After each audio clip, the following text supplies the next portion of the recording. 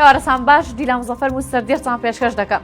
دیپلۆماتیک دوایین پەیامی بارزانی بۆ پافڵ تاڵەبانی و یەکێتی ئاشکرا دەکات. بە فەرمانی مەسعود بەرزانی سەرجەم پاسەوان و ستافی نووسینگەکەی ئەتەم بەرزانی نان بڕاو دەکرێن. وەزیرە قەسابەکە دەرکەوتەوە دەڵێت سوورم لەسەر پارچە پارچەکردنی گەندەڵەکان. خەسوویەک لە کەرکووک زاواکەی خۆی لە خەودا دەکوژێت. سەردێر با سپۆنسەری کۆمپانیای ڕۆژی نوێ.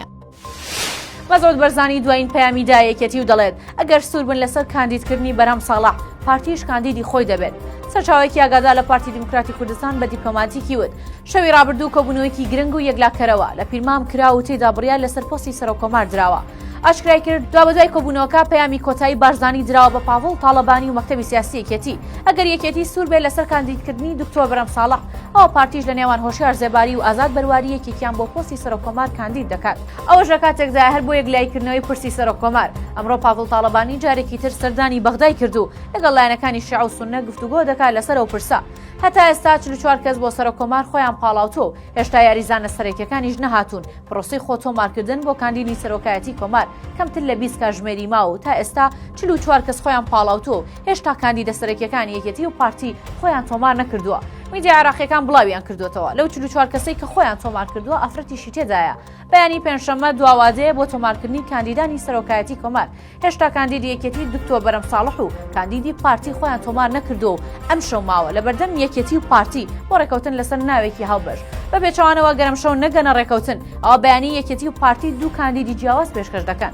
شاخەوان عەبدوڵڵا جێگری دووەمی سەرۆکی پەرلەمانی عێراق بە میدیاکانی وتووە خەڵکێکی زۆر بۆ پۆستە خۆیان کاندید کردووە بەڵام لە بنەڕەتدا سەرۆکۆمار بۆ کوردە یان یەکێتی دەبێت یان پارتی. مەسعود بەرزانی تەواوی پاسەوان و ستافەکەی ئەتەم بارزانی ئامۆزای نان بڕاو دەکات. سەرچاوێکی نزیک لە ئەتەم بارزانی بە دیپلۆماتیکی وت بە فەرمانی مەسعود بەرزانی سەرۆکی پارتی سەرجەم پاسەوان و کەسە ئیداریەکانی ئەتەم بەرزانی موچەکانیان ڕاگیراوە.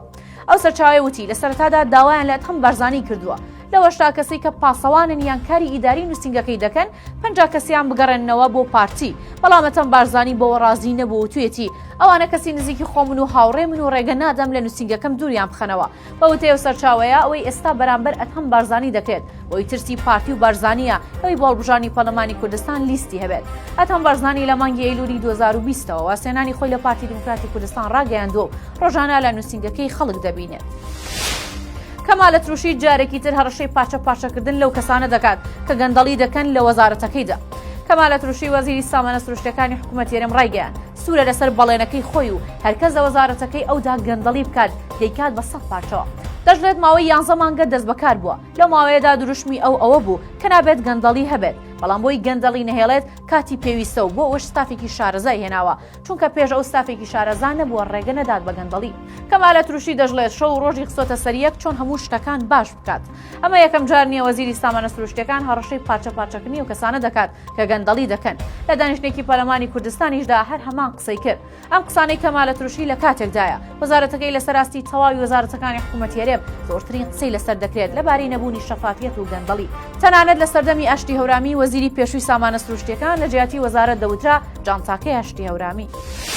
خەسوویەک لە پارێزگای سەلاحەدینەوە دەچێتە کەرکووک و زاواکەی خۆی لە خەودا دەکوژێت.